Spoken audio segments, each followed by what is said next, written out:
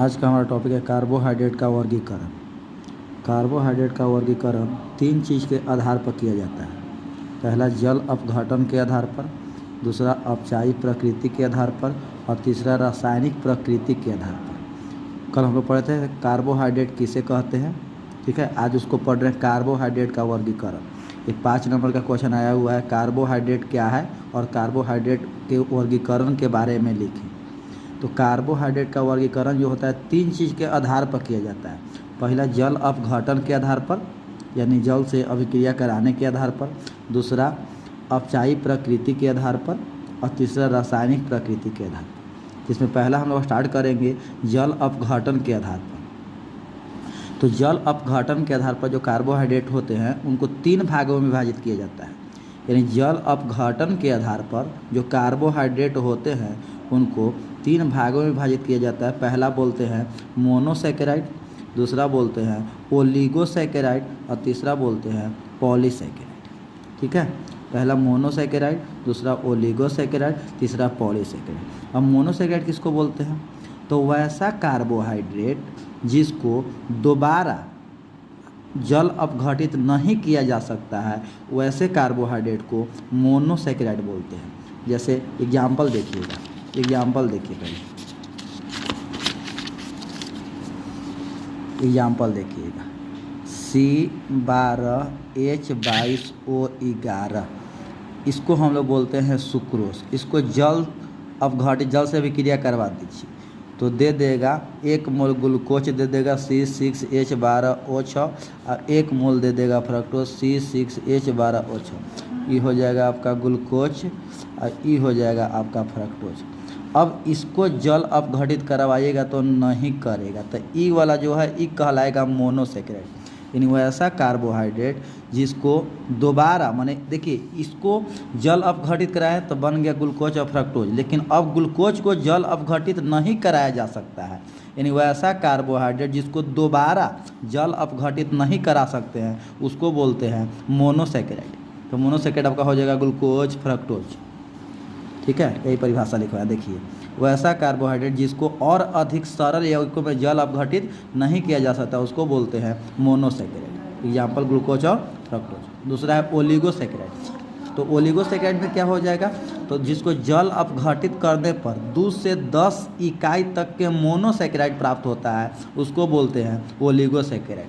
Oligosaccharide को पुनः हम लोग वर्गीकृत कर सकते हैं डाइसैकेराइड में, ट्राइसैकेराइड में, टेट्रासैकेराइड में, पेंटासैकेराइड में। जैसे एग्जाम्पल सुक्रोज देखिए, इसको जल अपघटित कराए तो कै गो मोनोसैकेराइड मिला? 2 गो, एगो ई और एगो ई। तो इसको हम लोग बोलते हैं डाइसैकेराइड, जो ओलिगोसैकेराइड का पार्ट है।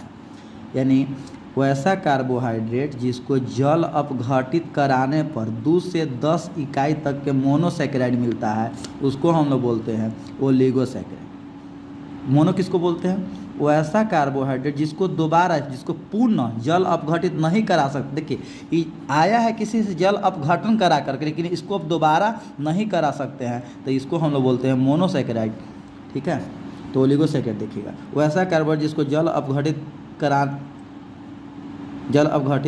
करने पर 2 से 10 इकाई तक के मोनोसैकेराइड अणु प्राप्त होते हैं उसे ओलिगोसैकेराइड कहते हैं।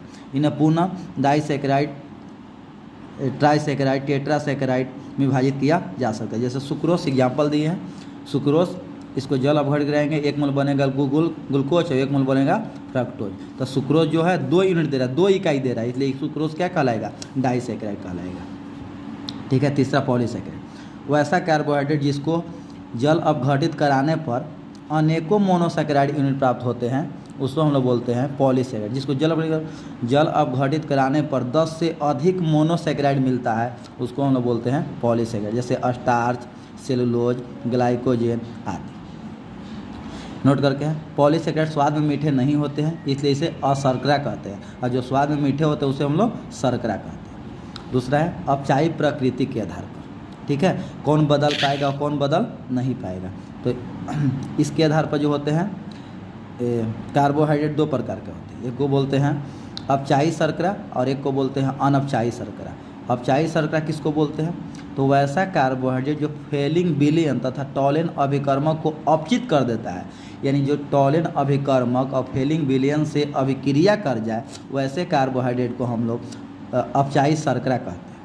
ठीक है, इसमें एल्डिहाइडिक या कीटोनिक समूह मुक्त होते हैं, माने इसमें एल्डिहाइड और कीटोन जो होते हैं फ्री अवस्था में माने फ्री रहेगा, मुक्त रहेगा। ठीक है, दूसरा होता है, इसका एग्जाम्पल है सभी मोनोसेकेराइड जितना भी है, ग्लूकोज और फ्रक्टोज और माल्टोज और लैक्टोज भी। दूसरा है अनपचायी शर्करा, तो वैसा कार्बोहाइड्रेट जो फेलिंग विलयन तथा टॉलिन अभिकर्मक को अपचित नहीं करते हैं उससे हम लोग बोलते हैं अनपचायी शर्करा कहते हैं। ठीक है, इसमें एल्डिहाइड और कीटोनिक ग्रुप मुक्त नहीं होते हैं, माने ये बंधन बना लेगा किसी न किसी से, इसमें मुक्त अवस्था में उपस्थित नहीं रहेगा। तीसरा है रासायनिक प्रकृति के आधार पर कार्बोहाइड्रेट दो है, एगो एल्डिहाइड फैमिली वाला, एगो कीटो फैमिली वाला, तो इसको एल्डोस बोलते हैं, इसको कीटोस बोलते हैं। अब कार्बन परमाणु की संख्या 3 रहेगा तो एल्डिहाइड में कहलाएगा एल्डो ट्रायोस, कीटो में कहलाएगा कीटो ट्रायोस। अगर 4 है तो ये कहलाएगा एल्डो टेट्रोस, ये कहलाएगा कीटो टेट्रोस। 5 है तो एल्डो पेंटोज और कीटो पेंटोज। 6 है तो एल्डो हेक्सोज और कीटो हेक्सोज। ठीक है, तो यही कार्बोहाइड्रेट किसे कहते हो, कार्बोहाइड्रेट का वर्गीकरण 5 नंबर का आया है, यही इसका वर्गीकरण है।